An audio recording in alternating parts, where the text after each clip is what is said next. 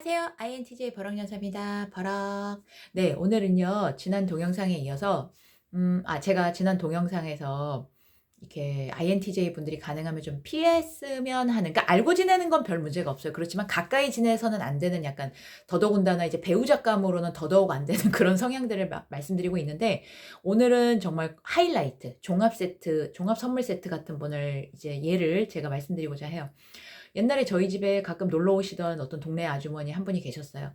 한 60대 정도 되실까? 제가 연세는 자세히 모르겠는데, 근데 그분만 오시면 제가 너무 싫은 거예요. 현관에 들어오시면서부터 사모님 이러고 오시는데, 그게 하이톤이 그냥 하이톤이 아니라 너무나 가식적인 하이톤. 그리고 막 이게 쇳소리. 물론 제가 누군가의 목소리나 뭐 생김새를 가지고 이렇게 그 사람을 평가하면 안 되죠. 근데 그분의 원래 목소리가 있는데 그걸 그냥 내면 되는데, 그것도 그렇게 썩 아름답진 않았지만 여하튼 그 막 너무 하이로 높이니까 소리가 막 쇳소리 같이 나니까 너무 거슬리더라고요.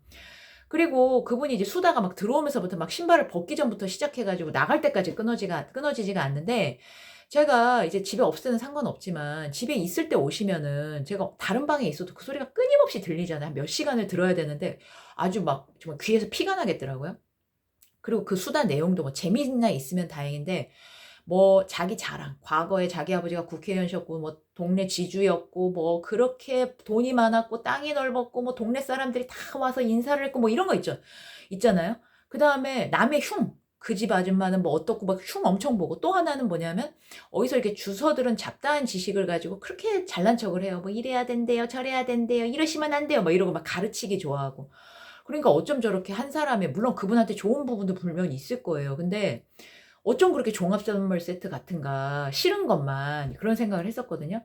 근데 이제 저희 어머니는 되게 과묵하시고 표현도 없으신 데다가 이제 극단적인 I예요. E가 아니고. 근데 어떻게 그분과 이렇게 좀 그렇게 오고 가는 물론 저희 어머니 절대 가지 않으셨죠. 그분만 오셨지만 그런 이렇게 친분을 갖게 되셨는지 하여튼 지금도 상당히 좀 의문이긴 해요. 근데 그분 성향을 보니까 자기가 좀 좋다라고 생각하는 사람을 보면 이렇게 찰싹 들러붙는 그런 스타일이시더라고요.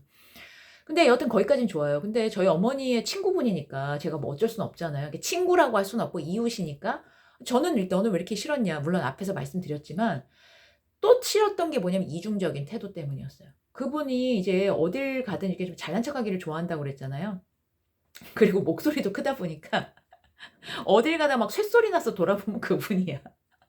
뭐 엄청나게 손짓발짓하면서 막 사람들한테 얘기를 하는데 그게 싸우는 거는 아닌 것 같아요. 근데 너무 목소리가 크고 그러니까 그래서 항상 되돌아보게 되고. 그리고요, 저희 집에 와서도 이제 얘기를 하거나 그러면 저희 어머니는 거의 말씀이 없으시니까 한 번은 저희 집에 이제 김장을 하러 오셔 가지고 이제 저희 어머님 친구분들도 오시고 뭐 이렇게 저희 이렇게 새언니도 오고 뭐 이렇게 그런 격이 있었는데, 그분들이 얘기를 할 거 아니에요. 서로 아줌마들이니까 뭐 이렇게 얘기하잖아요. 근데 그쪽에서 한마디를 하면 이 아주머니가 바로 갈아쳐요. 그러니까 남이 한마디 하면 자기는 한 시간을 떠드는 거예요. 그리고 얘기를 하다 보면 의견이 다를 수 있잖아요. 근데 자기 주장을 끝까지 관철시키거나 아니면 "그건 아니죠." 뭐 이런 식으로. 근데 저희 어머니한테만 안 그러고, 왜냐면 저희 어머니 뭐 얘기가 없으시니까. 다른 분은 이제 뭐 이렇게 얘기를 하면 뭐 "그건 아니죠." 뭐 이런 식으로 얘기를 하고. 그다음에 맨날 자기 과거 잘 나갔다는 얘기를 생전 처음 본 사람들한테도 그렇게 말을 하는 거예요. 그러니까 남들이 얼마나 싫겠어요.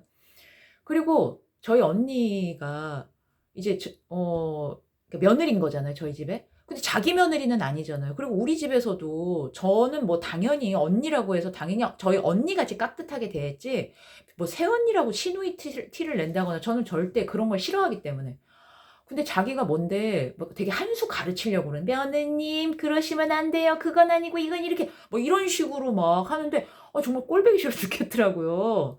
그리고 저희 어머니도 안 그러시는데 막 어머니가 나중에 이제 불편한데 그 또 이제 그분한테 뭐라고 그럴 수는 또 없잖아요.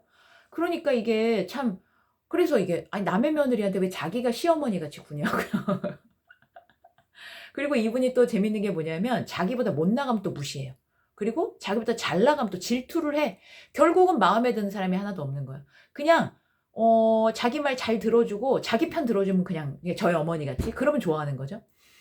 그러니까 제가 무서운 게 뭐냐면 끊임없이 저희 어머니한테 그 어울리지 말라고. 그분이 어딜 가서 여기서는 사모님, 사모님 해도 어딜 가서 또 그 집 사모님은 뭐 어떤 거를 또 그렇게 이렇게 꼬투리를 잡아서 흉을 볼지를 모르겠는 거예요. 너무 이제 정말 두려운, 가까이 하기 싫은 그런 사람이었어요. 그런데 그분이 뭐 심지어는 남편 흉을 안 받겠어요? 남편분 흉도 많이 받죠. 근데 되게 웃긴 게 뭐냐면 뭘 잘못한 게 없어. 그 남편분의 얘기를 흉을 보려면 뭐 이렇게 뭐 술을 마시네 뭐 어쩌거나 뭐 이렇게 많이 있어야 되잖아요. 하나도 없는 거예요. 그냥 제가 그 남편분에 대해서는 전혀 모르지만 이렇게 뵌 적만 있거든요. 등치가 엄청 크세요. 키도 막 한 190 되시고 몸도 거의 씨름 선수 같으시거든요. 그러니까 만약에 남편분이 성질이 나빴으면 큰일 났을 거예요. 근데 되게 얌전하신 분이었더라고요. 그러니까 말수도 적어. 그러니까 말수가 너무 적어. 그러니까 이분은 막 대화를 하고 싶어 하잖아요. 근데 그냥 벽에다 대고 말하는 것 같은, 그게 얼마나 화가 나겠어요. 그쵸? 근데 저는 어떤 남편이라도 이런 분하고 말하기 싫을 것 같아요. 말 많았다가도 그냥 말수가 적어질 것 같아요. 그래서 제가 이제 이분이 막 신발을 벗기도 전부터 막 "사모님." 이러면서 이제 들어오는 그 간드러진 톤과 자기 자랑 이런 거에 제가 이제 치를 떨면서 도대체 자기가 과거에 얼마나 잘 나간지 모르겠지만 실제로 자기가 말하는 것과 실제 정말 그것이 얼마나 이제 괴리가 있는지를 제가 모르잖아요. 여하튼 제가 봤을 때 그분은 현재의 삶에 만족하지 못한 어떤 망상에 사로잡힌 그런 분으로 밖에는 보이지 않았어요. 그 당시에 그분의 남편께서 이제 우체국을 다니시다가 퇴직을 이제 막 하시고 특별히 뭐 이제 하시는 게 없으니까 이제 기원에 나가셔 가지고 하루 종일 계시다 오시고 그랬던 것 같아요. 저녁 때나 이제 오시고 그랬던 것 같은데 제가 사실 직업 세계 이런 거 잘 모르지만 경제 이런 거 되게 완전 문외한이지만 그래도 이제 우체국 그 직원으로 이렇게 퇴직을 하시면 굉장히 뭐 이렇게 엄청나게 어려운 삶은 아니었던 것으로 기억을 해요. 왜냐면 그분이 아파트 사시는 막 평수나 이런 거 보면 알 수 있잖아요. 근데 느낌이 어떠냐면은 남편분이 이제 더 이상 경제 활동을 안 하시는 거잖아요. 그러니까 되게 막 밥이나 축내는 늙은 개 같은 그런 취급을 하시더라고요. 그러니까 직접 가서는 어떠셨는지 모르지만 저희 집에 와서는 제가 그런 느낌을 받았어요. 물론 제가 두 분의 관계를 어떻게 알아요. 그쵸? 그러니까 뭐 그 안에서는 또 어떤 일이 있는지 알 수는 없지만 제가 봤을 때는 그분이 이렇게 흉을 봐도 흉 보는 내용이 흉이 없어. 흉 볼 내용이 없어. 그냥 말이 없다. 그냥 곰 같다. 뭐 이런 거밖에 없으니까. 돈을 못 벌어온다. 이런 거밖에 없으니까요. 그러니까 저한테는 막 그 무슨 뺑덕어멈 같이 보이고 그냥 끊임없이 남편의 그 바가지를 긁는 그냥 잠시도 가만히 놔두지 않는, 그러니까 이 남편분이 기원에 가시는 거 아닐까. 그러니까 성향을 아시겠죠. 말수도 적은데 취미조차 너무나 말이 없는 그런 취미잖아요. 그냥 집중해서 어딘가에 빠져 계시고 싶은 거예요. 근데 집에서는 그게 안 되니까 얼마나 남편분이 힘드셨을까. 물론 아내분도 힘드시죠. 근데 아내분은 밖에 나와서 이렇게 푸시면 되는데 문제는 이 끝없이 그 욕구가 채워지지 않는 것 때문에 끝없이 얼마나 주변 사람을 고통스럽게 했을까 이런 생각이 드는 거예요. 뭐 남편은 뭐 자기가 선택했으니까 어떻게 어떻게 그랬다 치지만 아 자식은 또 어떨까. 만약에 엄마랑 성향이 비슷하면 또 맨날 싸웠을 것이고 반대면은 그런 엄마를 보고 있는 것이 또 끔찍하지 않았을까. 여하튼 그런 생각이 들었어요. 그리고 또 웃긴 게 그분이 얼마나 그렇게 자기 이야기를 하고 싶어 했냐면 정말 지인들은 귀에 못이 박히게 몇천 번 듣지 않았겠어요? 근데 결국은 그걸 책으로까지 낸 거예요. 물론 판매용은 아니고요. 지인들에게 나눌 줄 용도로. 근데 저도 이제 궁금하잖아요. 첫 장 넘겼다가 바로 덮었지만 참 대단하다 싶더라고요. 아 물론 이제 내가 뭐 이렇게 글솜씨가 좋거나 뭐 시를 쓰고 싶어서 프로는 아니지만 이렇게 취미로 글을 내시는 분들도 계시잖아요. 근데 그분은 글을 잘 써서가 아니에요. 그냥 내 얘기를 하고 싶어. 얼마나 내 얘기를 좀 남들이 좀 들어줬으면 했으면 이렇게 글로까지 냈을까. 근데 정말 지인들한테는 그게 선물이 아니고 고문이었겠다라는 생각이 들어요. 물론 안 보면 그만이긴 한데 그러고는 이제 시간이 흘러 어느 날 이제 그분의 남편분께서 요양원에서 돌아가셨다는 이야기를 들었어요. 진짜 깜짝 놀랐죠. 연세가 많으신 것도 아니고 뭐 특별히 지병이 있으셨던 것도 아니고, 그리고 건강하신 분들은 약간 뇌졸중, 뭐 뇌출혈 아니면 뭐 심근경색 뭐 이런 걸로 이제 갑자기 쓰러지시는 경우가 종종 있잖아요. 근데 그런 것도 아니었어요. 그냥 어느 순간부터 식욕이 없으시고 의욕도 없으시고 그래서 그냥 곡기를 끊으신 거예요. 그리고는 기력이 쇠해서 돌아가신 거죠. 아주 천천히. 그러니까 노인들 같은 경우는 음식이 안 들어가면 뇌가 제대로 기능을 못 하니까 뭐 이제 기억력 모든 것들이 그냥 서서히 죽는 거 있잖아요. 그분의 성향을 봤을 때 제가 전혀 그분을 모르지만 약간 우울증 같은 게 있으셨을 수도 있고요. 아니면 노년기에 우울증이 오셨을 수도 있어요. 근데 저는 그런 와이프 옆에 있는데 내가 표현을 안 하는 사람이라면 속에서 불이 나지 않을까 싶어요. 여하튼 근데 이제 또 놀라운 것은 뭐냐? 남편분이 몸이 쇠약해지시니까 바로 요양원으로 보냈다는 거죠. 아 물론 그 아주머니도 연세도 있으시고 당뇨도 있으셨어요. 그러니까 내가 이제 꼭 남편을 돌봐야 되는 건 아니잖아요. 좋은 요양원에 보내서 프로들의 케어를 받는 게 더 좋을 수 있어요. 저는 그것이 문제라고 생각 안 하는데 평소 때 그분의 활동을 보면 정말 젊은 사람들보다도 더 건강하게 돌아다니시고 뭐 여기저기 정말 뭐 부르든 부르질 않든 정말 동서남북 동해번쩍 서해번쩍 얼마나 돌아다니시는지 몰라요. 그러니까 저는 기력이 약해서는 아니었다라고 생각을 하는 거예요. 물론 아까 말씀드린 것처럼 둘 사이의 관계는 아무도 모르는 거니까. 근데 여하튼 그분을 아주 가끔 뵈는 저도 그분의 언행에 이렇게 소름 끼치는데 뭐 가족들은 어땠을까 하는 생각이 계속 떠나질 않는 거죠. 가족들한테는 얼마나 잘했을까 싶은 거죠. 그리고는 이제 남편분이 돌아가시고 큰아드님 내외가 아주머니 댁에 들어와서 이제 함께 살게 되셨어요. 근데 그래도 이제 이게 내외분이 묻어나셨는지 그럭저럭 사는 듯 같았는데 또다시 그분이 이제 쫓겨나던 이사를 나와서 방 하나를 얻어서 이제 외롭게 사시게 되었다는 말을 들었죠. 물론 그분의 입을 통해서요.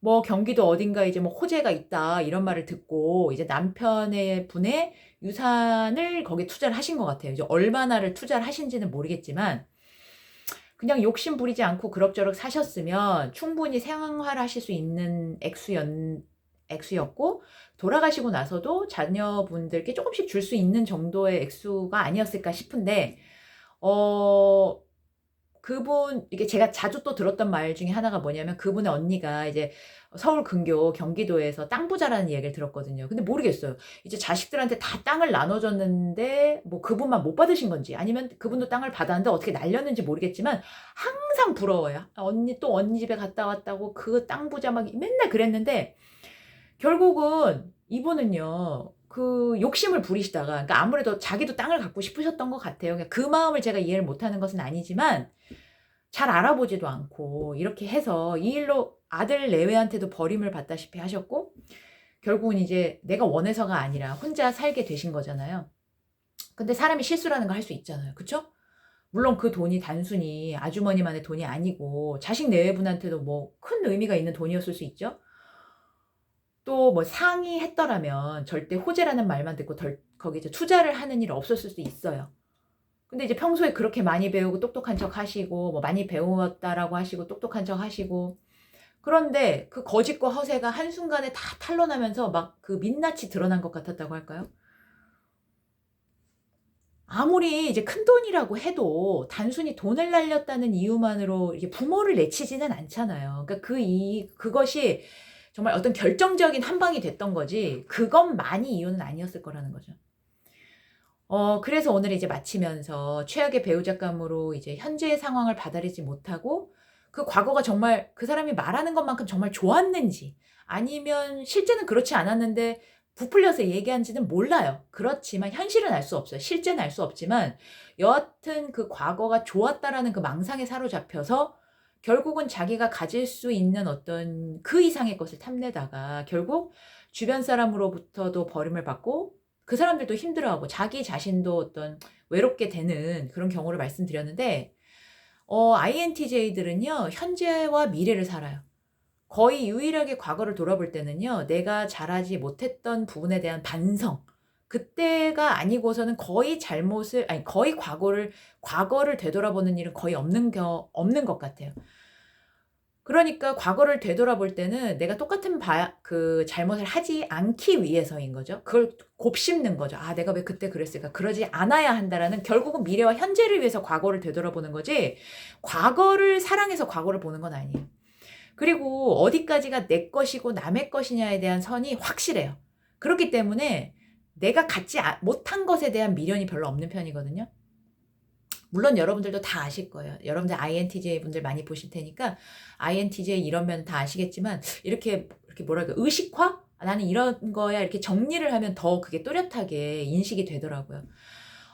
그래서 여러분들 제가 뭐 부족하지만 물론 앞으로 제가 다른 동영상을 통해서도 INTJ와 뭐 꼭 결혼이 아니더라도 맞는 사람, 맞지 않는 사람 관련해서 많은 동영상을 만들겠지만 오늘의 동영상도 조금이라도 또 도움이 되었으면 하는 바람입니다. 네, 그러면 오늘은 여기서 마치고요. 다음에 만나요. 안녕.